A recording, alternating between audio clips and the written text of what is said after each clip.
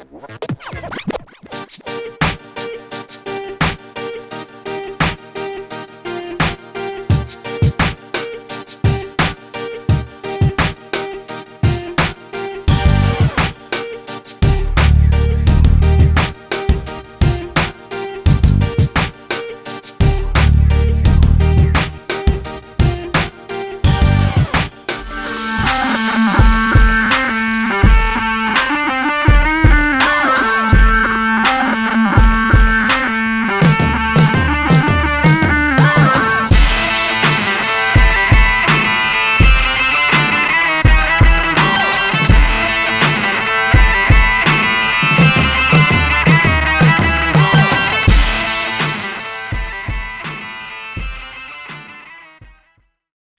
is up, everybody? Welcome to another edition of Golf Talk here on Rotogrinders, Drive for Show, DFS for Dough.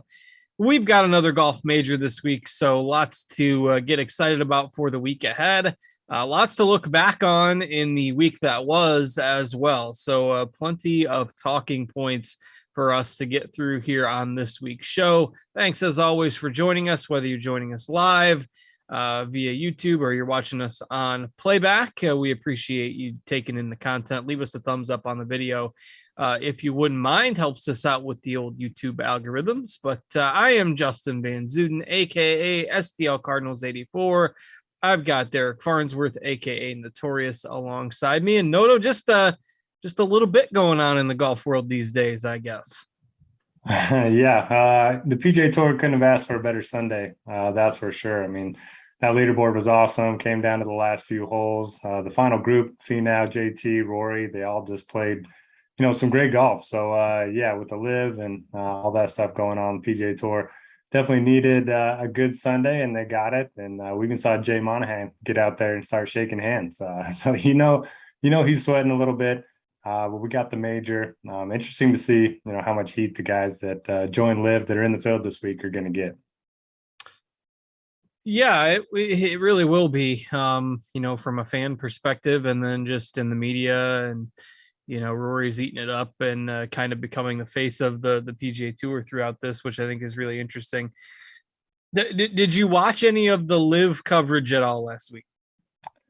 No, I didn't watch. I didn't watch either tournament either. Actually, my little one's home with me all day, so my TV privileges are essentially revoked for the time being. But I guess I could have pulled it up on my phone. But I heard, the coverage wasn't too bad. A lot of golf, a lot of different aspects from the PGA Tour. So sounds like it went off better than expected, even though expectations were essentially nothing. So a little bit better than expected, I heard. Yeah, it was okay. I watched a little bit of it. So the live tour streams on YouTube, so you can just check it out on there. But it had some hiccups, as you would expect, with the first week. But I don't know. It'll be interesting to see where it goes. I mean, surely is a lot of sticker shock to see, a guy go out and win like $4 million in one tournament and surpass career earnings for a lot of people with 3 rounds of golf, and whether that makes more people make the leap, it's hard to say. I mean, we've had Bryson and Patrick Reed have kind of come out as the latest, really 2 names that don't shock me a whole lot, I guess, in the grand scheme. Most of it's been veteran guys, but if some younger guys are going to go, those are 2 that maybe don't surprise me as much as some others would. But you mentioned the PGA Tour got about as good of a finish as they could have hoped for with that leaderboard. You had a whole bunch of guys, Thomas and Finau and Rory, and Justin Rose shot 10 under on Sunday. And you can say the conspiracy theorists are saying they set it up intentionally real easy on Sunday with the live tournament being over, maybe to get some fireworks. And sure, maybe they did, but he got any means necessary, I suppose.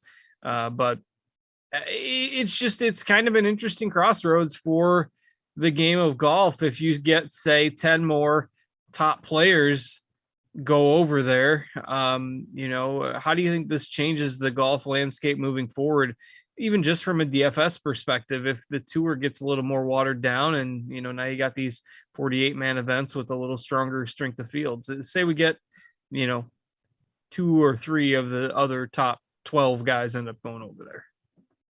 Yeah, it'll be interesting, especially for some of the guys that just signed on. You got to think if they get a lot more big names, they're gonna have to cut some guys that aren't really Right. If they're all going to that stick by famous. the 48 golfer field. Yeah, so that'll be interesting to watch. You mentioned the watered down fields for the PGA Tour. I don't think we'll see much of a difference.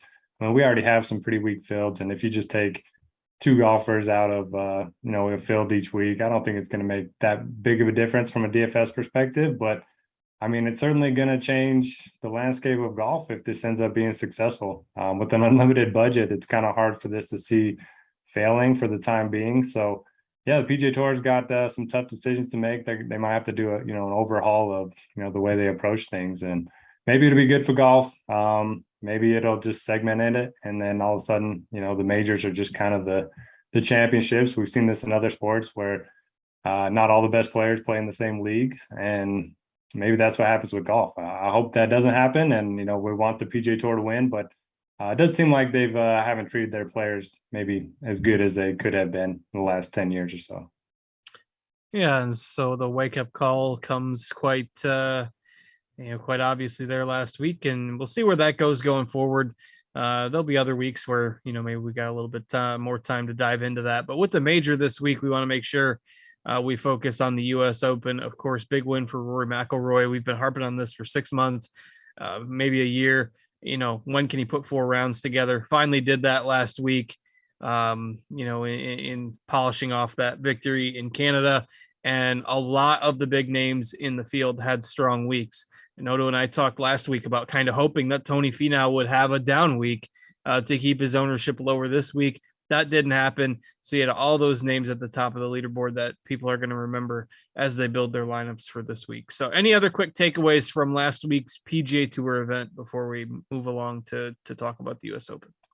I mean, I was just looking at the leaderboard. So in the top 10, you had Fitz, Lowry, Connors, Burns, Thomas, Finau, and Rory. I mean, that's Pretty good that's list. a major type of leaderboard for the Canadian Open. So it was a lot of fun. I do have to vent a little bit. I was in a qualifier for the Millionaire Maker this week, the 4-4-4-4 on DraftKings, and I was in first. The guy behind me, he was like 11 points behind, and he had Finau and JT. So Finau had the bogey free going. So I just needed no birdies from the two. And then Finau drops in the 42 footer. But then JT bogeyed. So I was like, okay, maybe I still won. And then apparently a guy had Rory and Finau that was like 16 points behind me. They both birdied 18. So I lost by like 0.2 points or something like that. So little bit frustrating. I saw a lot of money switching hands there on that Finau bomb on 18. Mm-hmm. Yeah, always kind of funny how one hole can shift so much in the course of a 4-round event. But hey, well, this is the week. If you want to be on the right side of the variance, this will be the week you can get on the right side of it. Though I guess you could argue if you would have had the 4-4-4-4 ticket, maybe turn that into something with that good fortune. But alas, we'll have to settle for winning the millie out of the $15 maybe or something like that. But star-studded leaderboard, great to see, fun tournament, lots of talking points in the world of golf, and now we've got a major this week thrown into it. And part of the reason why the Live Tour has gotten so much attention now is because the majors are still saying, hey, we're keeping our hands out of this mix. Keep in mind, if you're newer to the golf landscape, or maybe you just don't know how it all works, the majors are not run by the PGA Tour. So the Masters is independently run. The U.S. Open is run by the USGA. The PGA Championship is run by the PGA of America, which is different from the PGA Tour, and so forth. So the majors are saying, it's not up to us to dictate what tour these guys are playing on. So even though the PGA Tour commissioner might be good friends with a lot of the guys on those committees, for now they're saying you can still play in the majors, which is obviously part of the draw to the Live Tour for a lot of these guys, because hey, you can play 8 events a year and make a ton of money, and you can still play in the majors, and who needs the PGA Tour? Maybe the majors end up taking their changing their stance over time, but for now everybody can play. So that's why you can see Dustin Johnson still in the field this week. You can see Patrick Reed still in the field this week, because that PGA Tour suspension does not apply for a major championship. So we've got all the guys you would normally expect to see in the US Open still playing despite the fracture with the new tour. So hopefully that makes sense. And US Open, as always, utilizes a course rotation every year. So we've got a venue that I believe we haven't seen since 1988 this year on the US Open card this year. So what do we have for a course this week?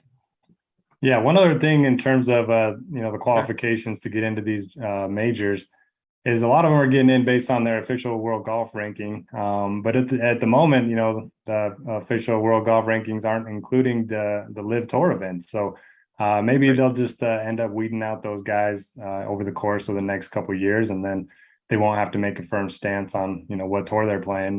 Kind of put it in the hands of the OWGR, but then at the same time, are those real golf rankings if you're not including some of the results from one of the better tours in the world? So, man, a lot of things could change here in the next year or so. But yeah, like you mentioned it, US Open, it does switch venues every year. This one should be a fun one. The Country Club at Brookline.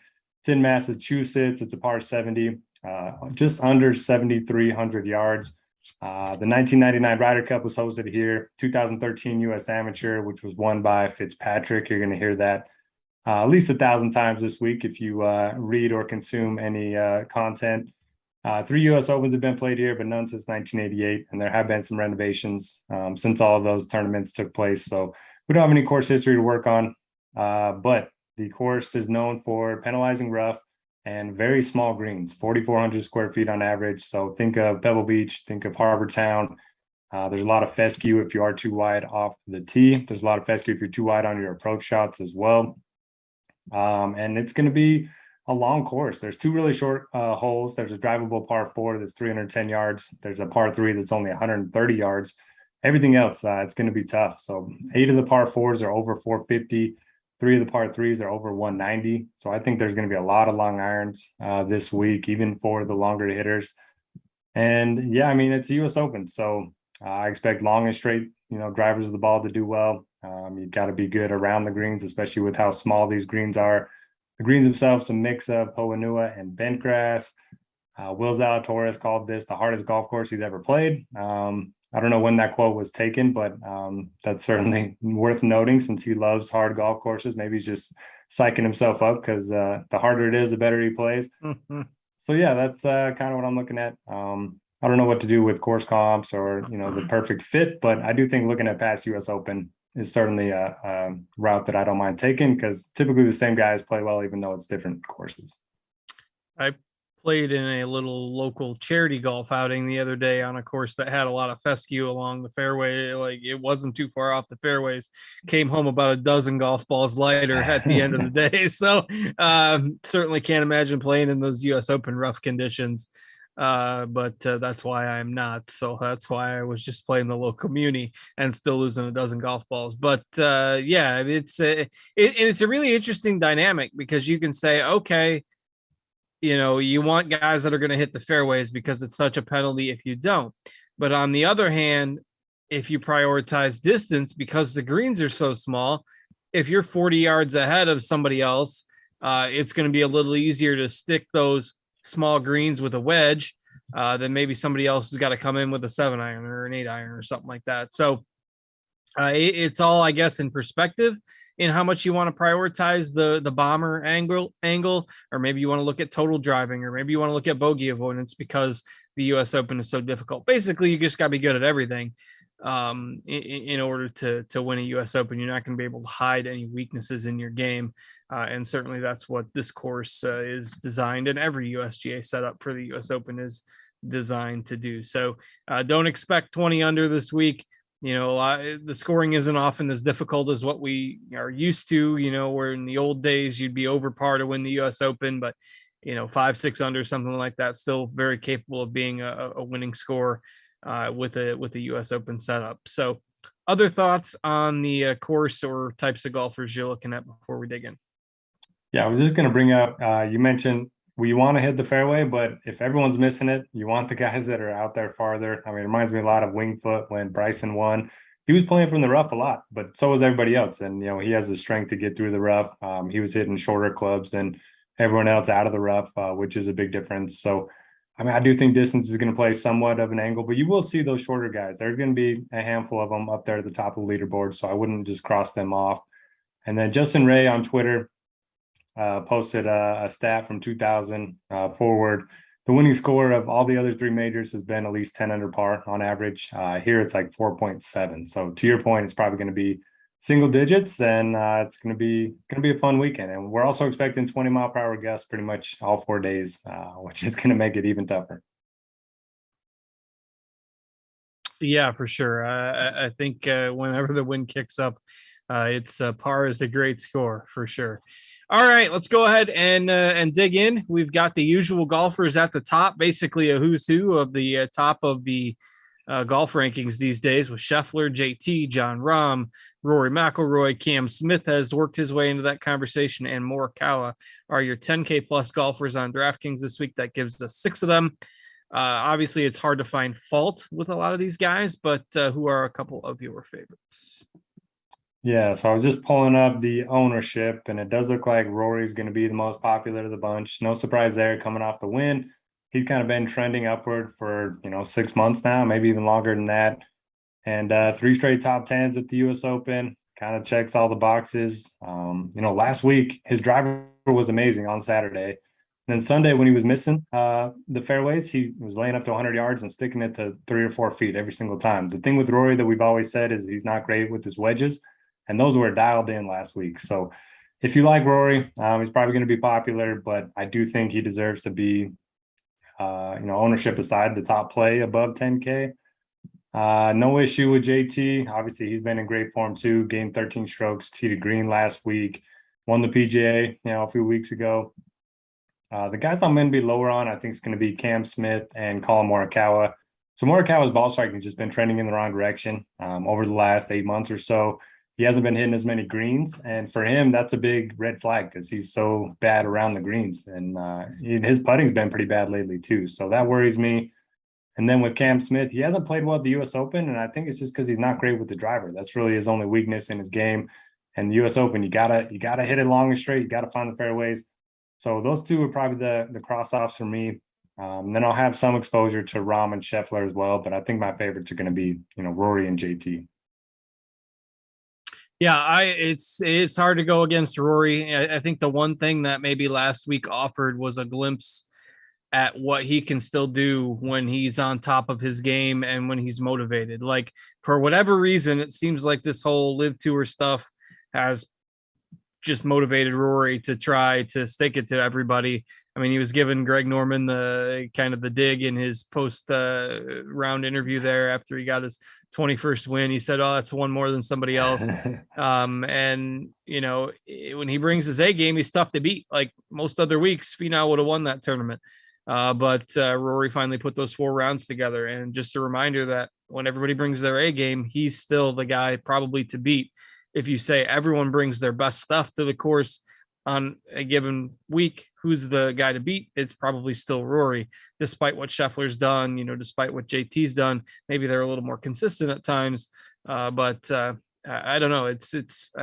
And we always hesitate to target guys off of wins, but I just think with Rory right now with a major, surely confident after he finally closed one out, tough to go against him. I think he's my favorite. I'm pretty much right in line with you on all these guys at the top. I'm almost always lower on Cam Smith, and it almost always bites me. So it's a nice tradition. We can keep that rolling. And I don't know, just feels like he luck boxes into a lot of top finishes. But even last week, he was 6 over on Thursday and ended up making the cut with a really good round. So, and he was like the second most popular golfer last week. So I don't know. I'm always underweight Cam Smith. Yeah, his numbers are crazy. He's pretty much top 10 on approach, around the green, and putting. And then, he's outside the top 90 off the tee. So, yeah, if he drives it well, you could see him contending. And if he doesn't, you could see him missing the cut. And I think everyone else above here is pretty safe in terms of their cut equity. But Rahm's an interesting one to me because he gained like 9 strokes with his short game the last time out. That was his best in a very long time. And I don't know, it just doesn't seem like he's getting a lot of buzz. Yeah, no, I like him a lot for GPPs. I think certainly a guy that you can throw in there as a upside play. And I think most people will probably gravitate towards Rory or JT for cash games, but in tournaments, Rahm will definitely be in my GPP mix for sure. You mentioned seeing Cam Smith potentially miss the cut. That's another reminder. The cut line this week is top 60 and ties. So in theory, a lot more difficult to get those 6-6 lineups this week because you've only got 60 in ties instead of 65 in ties making it through the cut. Now there are a lot of qualifiers and guys who really are going to struggle as part of the 156 golfer field. So maybe there's only 130 with a legitimate chance to make the cut, but still only top 60 in ties, noteworthy on the front end here this week. So anything else with that top range? Otherwise, you can move down to some of your favorites in the higher end of the 9K. What are your thoughts on playing two of them in the same lineup? We talked about that a lot last week, and that was a very good strategy. But this week, I just don't feel as good. I don't think there's enough in the 6Ks that I just don't like it as much this week. And the 9Ks is still, relatively strong. That I don't know. I'll probably do it on a few lineups, but I don't like it as much as I did last week. Yeah, I'm with you. And the reason why we liked this so much last week is we had like 6 guys that were 15-1 or lower, and then the next was like 40 or 50. So this week the field's so talented that it feels like all the guys in the 8s and 9s are cheap compared to the guys at the top. Right. Yeah. It's just that not as necessary and not as much in the 6Ks to like here. Yep. All right, let's move on to the 9K range. We've got Hovland, Schauffele, Spieth, DJ, Zalatoris, Cantlay, Matsuyama, Lowry. So again, a lot of golfers that in some weaker field events or when they're still playing on the PGA Tour are usually over 10K, but getting them in the 9Ks this week. So who are you looking at in there? Well, I play Xander every week, so I might as well play him at an event where he's finished T7 or better in 5 straight years. For whatever reason, he loves the U.S. Open. Probably because it tests all aspects of your game. He's good off the tee, good on approach, really good short game as well. He's going to be popular, but he's 4th in my model, and he's only the 8th most expensive on DraftKings. 7th most expensive on FanDuel. So I like Xander quite a bit. Don't mind eating that chalk. After that, got to play Zalatoris, like I mentioned. Plays well on difficult courses. He's been a beast at the majors throughout his career, and no reason to think that's going to stop here. The tougher the greens are to hit, the better it is for him because he's such a good ball striker. He hits it really high. He hits it far. I think that's going to really be a benefit here. My favorite bet of the week in terms of, not a crazy bet is Victor Hovland top 40 on FanDuel right now. You can get it at -110. At least it was that about an hour ago. That's just crazy. Everyone else around him's like -200 for a top 40, and he's finished in the top 40. Let's see, I can't remember. It's like 76% of the time over the last 2 years. So if you don't want to play Hovland but want to get some exposure to him, I kind of like going that route. Yeah, that's interesting. Don't love him as much for DFS. So just afraid of that, green side bunker for his 3rd, turning into an 8 on a hole or 2 at some point during this tournament. But interesting in terms of expected value based on those odds. Certainly has to be strong. And it's, top 40. It's not like you have to bet him to win or anything like that. So don't mind that call. Also interesting to see, nobody's going to play DJ. The anti-live bias is going to be very real. So we'll see how that affects. Not that I think he's a great play regardless, but we've got him at 4% right now. So to me, if you want to take somebody that's relatively low owned in this group, it's Matsuyama. He got disqualified from the Memorial for having a weird marking on his 3-wood, I believe, which was strange and odd, but he only played 9 holes. He did at the Byron Nelson, there were still some concerns over whether or not he was healthy. Played well at the Byron Nelson, made the cut at the PGA. So at 9% with his upside, I'll take some GPP shots on Matsuyama. Obviously doesn't grade out as well as some of these other guys in projections, but from a game theory perspective, I think he's fine. If you're looking for safety, it's probably somebody like Zalatoris or Schauffele. I like those guys as well. So Zalatoris just keeps showing up in the majors. And you mentioned Schauffele's results at the U.S. Open, and some might be asking, well, there's no course history because this course hasn't been used in several years. But there's still something to be said for U.S. Open history because the setups are always difficult, you know, and thick rough and not a lot of scoring opportunities. So I do think that there's a lot of merit to looking at US Open history in general, just from that perspective. So other thoughts on the 9Ks and maybe the lower part of the 9Ks for you? I think Shane Lowry is certainly a good option, especially if you're playing cash games, small field tournaments. He's going to be popular, but he's finished T35 or better 13 straight events, another top 10 last week. So he kind of does everything well. I like that. One interesting one to me, I'm going to watch his ownership, is Patrick Cantlay. The narrative around him right now is that he is terrible at the majors, that, you know, he only gets it done in the other events. But I mean, man, he kind of is the exact same player as Xander Schauffele. You know, he does everything well. He's a really good putter. He loves bent and Pga greens as well. And, you know, his record at the US Open is a little bit better than it has been at the other majors, coming off of a couple of top threes in his last 3 starts. So I like Cantlay, especially if his ownership trends downward due to that narrative. Yeah, boy, he's been frustrating in some of the recent tournaments for Yeah. sure. It seems like, you know, when everybody's on him is when he struggles, like at the PGA, and then he comes back and does well when less people are on him. So he really needs to get kind of that major kind of that narrative off his back a little bit. And I think, you know, maybe once he gets over that hump, the momentum can build. So maybe this will be the week. If that ownership trends down, I'm with you. If he stays kind of moderate to highly owned, probably will pass this week, but some What of that about is Spieth? bias. We didn't talk about Spieth.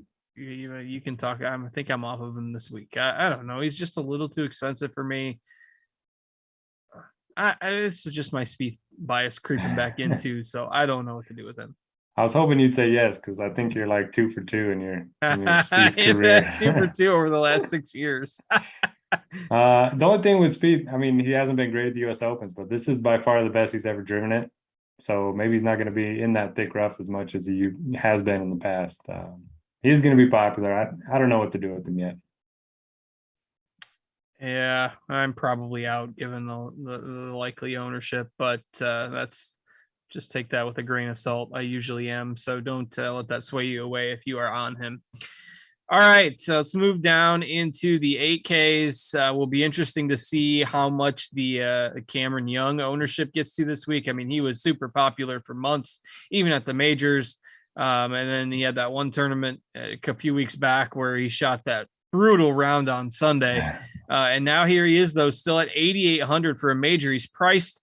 If you would have told people 5 months ago that Cameron Young would be more expensive than Brooks Koepka at a major at the US Open, people would have laughed at you. But here we are. It doesn't seem like that much of a surprise because Brooks can't stay healthy, and Young's been tearing it up with the exception of that hiccup a few weeks back. So you've got Niemann in here. You've got Fitzpatrick in here with the narrative that Noto mentioned earlier with the US Amateur about 8 or 9 years ago.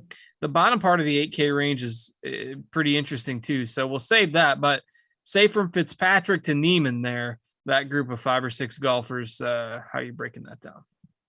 Yeah, I love that point about Cam Young being more expensive than Brooks. How wild is that? And he's probably going to be twice his own too, if I had to guess. So it's crazy, but he just continues to play well. He's got the bomber short game kind of narrative, similar to Bryson. He's so good off the tee. So he's really good around the greens too. When he first came on the PGA Tour, he was kind of struggling around the greens, but he says that's one of his biggest strengths, and we've seen that the last, 6 or 7 events, and pretty good putter. So I'm going to be on Cam Young. I haven't had the best track record with him, but from now on, I'm just going to play him every week. I don't know what to do with Brooks. I mean, it seems like he's in bad form. Don't know if he's healthy or not, but he was kind of in this same boat last year heading into the US Open, and then was obviously there with Phil in the final group. Nearly got it done. His knee was hurting him back then too. He was limping all over the course. So I don't mind going to Brooks if he's going to be low owned. But you mentioned that love Fitz. I like Fitz every week, but he always talks about the firmer, the faster the course, the more it suits his strengths. He's gotten so much better off the tee. He's added distance this year. Elite short game, and even the cut he missed a couple weeks ago, it was all putting. I think he gained 7 strokes tee to green and missed the cut somehow at Memorial. So even if he's going to be popular, I think he's very good. And then Niemann, I mean, consistency, just continues to play well. There's so many good plays in this range. I wouldn't mind, building 6 guys from this range. If you get the winner here, you could easily see a balanced build, with 5 or 6 of these guys in that lineup. So yeah, Berger, Burns, Finau. We always play Finau with the majors, especially the U.S. Open. His tee to green numbers have been awesome recently. Homa, I love playing Homa. So yeah, there's nobody I don't like outside of maybe Hatton at the bottom. And Horschel. I don't like Horschel. Horschel used up, maybe he used up all his magic, lucky, chip shots and all that, lucky putts with his win there a couple weeks back. We're in alignment on this group as well. I'm maybe a little more worried about Cam Young. I'm probably out on Brooks, though.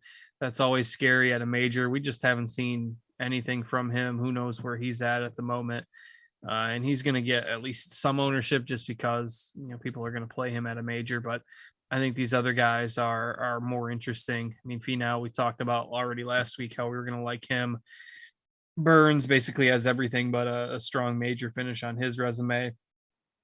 Interesting on Berger. Like, how sold are we on the fact that Berger's healthy?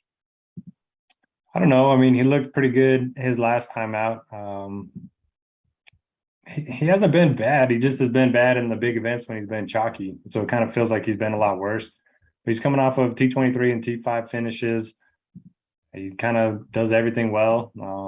I don't mind Berger, especially if he's going to be lower owned. And I was just playing around with some lineups. So if you can go 6 guys in this 8K range, Burns, Homa, Finau, Fitz, Cam Young, and Berger, somebody like that. I mean, that's a crazy lineup. You've got to feel pretty good about 6 of 6, which means it's probably the bad strategy. It's the lineup that's destined to fail. But I agree. I just did that as well when you were talking, and it does look appealing for sure on the surface. So maybe you get one player down in the 7Ks and round it out, and you got a lineup that you feel pretty comfortable with heading into Thursday. Anything else in the 8Ks that we haven't mentioned? Hatton was terrible last week. I'm off of him. I saw something afterwards. There's not a course in North America. Canada's included now that's up to Hatton's standards. So I'm out on him as well. Yeah, I think so. And I mean, we kind of just said we like everyone. So who's your one guy you like the most in the 8Ks? If you had to pick. I mean, it's Finau if I had to pick, with Burns number 2, but they're the two probably right now. We've got those as the 2 highest. Maybe Fitzpatrick ends up overtaking one of them in terms of ownership, but I am giving an edge to the guys that can hit it a little longer off the tee. You had good finishes last week. Confidence, I think, is another factor heading into a course that is going to be challenging, and patience is going to be required. So, yeah, it's Burns and Finau. Probably Finau first if I had to choose between the 2. Yeah, I think I'd go Fitz, Finau, but again, I like them all. All right. You can make a pretty good balance build out of that. Check it out. See what you think. And then we start to get into the 7Ks. Still strong plays. We're still seeing a decent amount of ownership on a lot of these guys. And we mentioned off the top, there's not a lot in the 6Ks to love. So you are still going to see some ownership on the 7K guys. Obviously, Mito had the near win at the PGA Championship. Corey Connors finished second to Fitzpatrick in that U.S. Amateur. That's the narrative that you will continue to hear. And of course, the ball striking numbers are known for him. My favorite in here might just be Fleetwood. We've always talked about him not playing well in the States and playing better overseas, but he has started. We've talked about this in some previous shows, but he started to pick it up a little bit in U.S. events and has only missed, I believe, 1 cut over the last 3 or 4 months. So, there is some talk about this course kind of having a little bit of a linksy feel to it, even though it's not as long as we see with some courses these days. It's also not super tree line. So, I think Fleetwood could play well this week. But you got Connors in here, you got Mito in here, Sung J M getting some ownership. Aaron Wise has been playing okay. Oosthuizen, if you want a wild card after he withdrew at the Masters a few months ago. So still fairly strong options for this salary range. So I'll go with Fleetwood as my favorite. What do you think? Yeah, I'm on board. Give me some Fleetwood. Pretty good track record at the U.S. Open. He nearly won in 2018. I think he had like a 15-footer on his final hole to force a playoff with Brooks, although he was like 8 groups ahead, something like that. So he didn't know at the time. But yeah, I like him. You know, he plays well in the wind. You mentioned the links, Phil. I like that. They say the course is very hilly. They say there's a lot of blind shots. So something he should feel pretty comfortable with. I like Corey Connors. It's hard not to with the ball striking. You do worry about his short game a little bit, but if anybody's going to hit more greens in the field, it's probably going to be Connors. Over the last couple of weeks, he's been awesome ball striking. He gained 10.2 and then 8.9 strokes ball striking his last 2 events. Keegan Bradley rates out well for me, but I don't know what to do with that information. He is from the area, so I'm sure he's probably more familiar with the course than most. I don't know. That generally doesn't lead to results on the PGA Tour. I mean, we've seen so many guys with playing their home course miss the cut, but maybe that helps a little bit. He is very good ball striker. So yeah, I mean, those three are probably my favorites, but you mentioned Mito, you know, Wise has been awesome the last few months. I don't have, I'm going to Louis. I'm playing at least 10% of them. No, I'm out after the Masters. I can't. I lost a third of my lineups at the Masters with Casey and Louis, and I'm not doing it again. We need to know with his live tour contract if he gets paid if he withdraws. He played last week. The live tour, and he flew from London. Nope, not doing it. You're not doing it. No Louis for me this week. I cannot be sold. I will. It will take a mega offer. It'll take a live tour offer for me to be on Louis this week. Okay, a couple other names then. Seamus Power, we have him at 4%. So his last 19 starts, he's either missed the cut or finished top 35. Any interest? I don't hate that. Yeah, the ownership at this stage, you get one guy in your lineup that you can count on, maybe as a contrarian play, 3-4% owned with some upside. I like it. I mean, obviously we saw him turn into an elite golfer for a while there, and then he kind of faded off, and now the ownership has tracked with it. So I don't mind him as a GPP option. And then Abe Answer, top 10 in the field from 175 plus on approach, and played well at the PGA. Similar, iron distance shots there. Yeah, so these are the spots where I think you can maybe feel a little comfortable being different and playing some of these guys, because again, not a lot in the 6Ks. Justin Rose is probably the chalk as you get towards the bottom part of the range after his 10 under round. And obviously he has a lot of US Open history. Davis Riley as well. I'm a little cooler on him. If I had to play one of the chalk guys down towards the bottom, I would play Rose. Gooch, another live tour convert, so we'll see how he performs. But Power, as far as a lower owned pivot away from Keegan, I think is interesting. So who are some of the other guys you like in the 7Ks? Man, Rose, that's a tough one. If he would have missed the cut last week, he'd be 4% owned. If you look at his game log, it is just full of missed cuts. But man, he looked great. Had a chance for 59, bogeyed his final He shot hole. a 60 with 3 bogeys. I know. I had him in showdown, and I was rooting for him there at the end, but didn't get it done. We've seen him. Man, even his U.S. Open history is so hit or miss. He's just one of those guys. He's either going to miss the cut by 10 or have a really good week. And so he's another one of those guys on FanDuel. Top 40 odds are like plus 150, something like that. So if you want to do that instead of playing him, I kind of like doing that with some of these chalky guys. That way you're hedged a little bit, and you don't have to worry about ownership. You're just betting on, a binary outcome there. Anyway, I'll stop talking about Rose. I agree with you on Riley. If I'm going to fade one chalk guy down here, it would probably be Riley. I like Henley, even though he's not very long off the tee. Very good with the long irons. I like Varner. He's been playing great.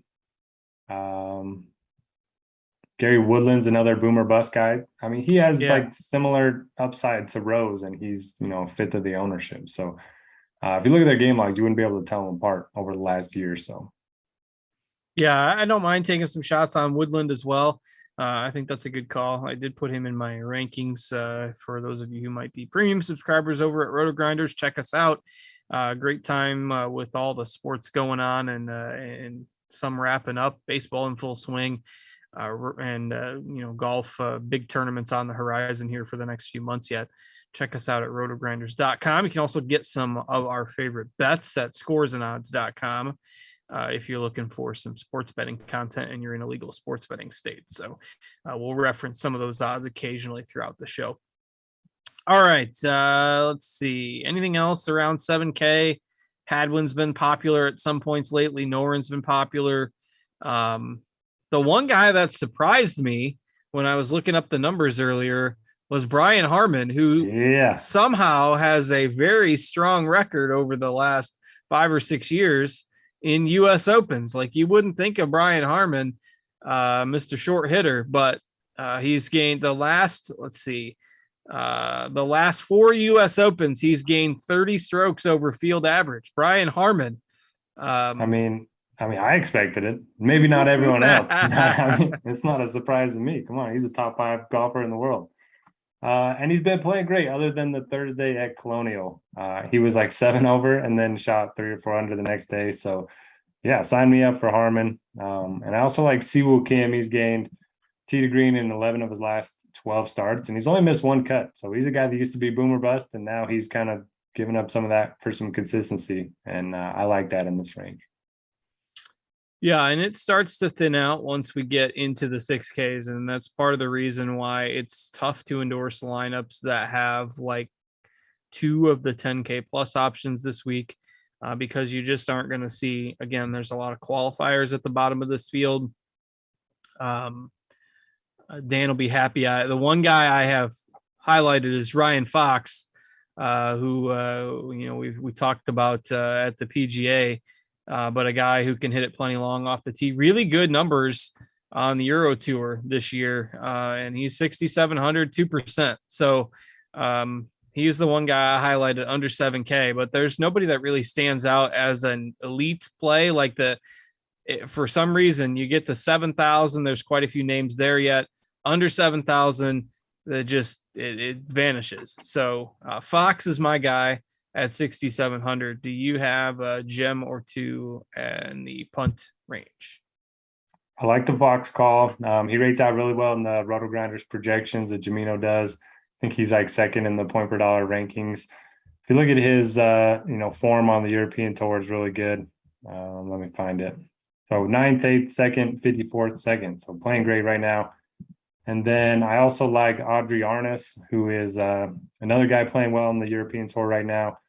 He's 6,800. So a couple guys, the DP World Tour, apologies. A couple guys that are playing well over on the other side of the pond. After that, like you mentioned, I don't feel great about anyone. I don't mind going to Chris Goddard up again. He became really popular last week, the Haskins Award winner. Entered, or I don't think he's an amateur anymore. I think he's now on the PGA Tour. So he's a guy I wouldn't mind looking to. He missed the cut, but it was pretty close, and he's got a ton of talent. So that would be the other guy down here that I would look at. Yeah, not a lot else for me either. So again, you're going to want to end a lot of those lineups with the 7K, 7,100, 7,200 golfers. Not a lot of diamonds in the rough. I got her up. I don't mind. Did he end up missing the cut last week? I know he's kind of on the cut line. It was close. It was only a stroke or two. He hit it out of bounds on his 17th hole, and then a little bit of pressure, and playing in Canada and trying to make the cut. So we'll see how he does in the U.S. Open this week, but not a lot of other guys really that stick out. Kitayama looks okay in projections, but you're just not going to find a whole lot of punt values. So stick to the 7Ks and plenty of good balanced lineup approaches as well, like we talked about earlier in the show. So with that, we can go ahead and get ready to put a bow on it and wrap it up. But we are going to be back this week on Wednesday. We're going to do another PGA Twitter Spaces on the Rotogrinders Twitter account. So mark your calendars, probably around 7:30 Eastern or so on Wednesday. We can, give you an update on weather conditions, if there's any changes to the field. We took quite a few questions in the last one that we did, and it went over pretty well. So again, Wednesday around 7:30 Eastern time, the day before the start of the tournament, Twitter Spaces broadcast, and we'll have some guests on for that as well. So looking forward to that, and you can get an update from us. Noto and I will be there on Wednesday evening. So just wanted to pass that along before we call it a show. Anything else for you? Now it's going to be a fun week. We'll be around all week to answer questions too. If you want to, hit us up in Discord or Twitter, whatever it may be. And yeah, join us for the Twitter Spaces. It's a lot of fun. All right. With that, we'll hope to see a lot of you there on Wednesday evening, hanging out with us on Twitter. Thanks to Noto for joining me. I'm Justin. Thanks to Steve producing hard for us behind the scenes and helping us bring you this great content. We appreciate him as well. Have a great week, everybody, and good luck in the U.S. Open. And we will see hopefully many of you on Wednesday for the Twitter broadcast.